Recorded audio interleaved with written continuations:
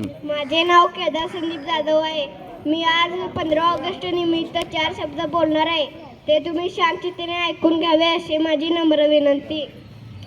आज 15 ऑगस्ट आपला स्वातंत्र्य दिन.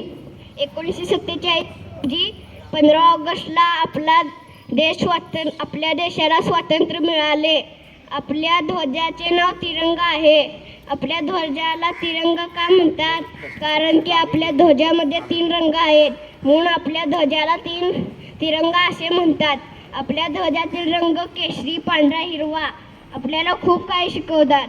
त्यातील 1 नंबरचा रंग म्हणजे केशरी रंग आपल्याला शौर्याचा संदेश देतो.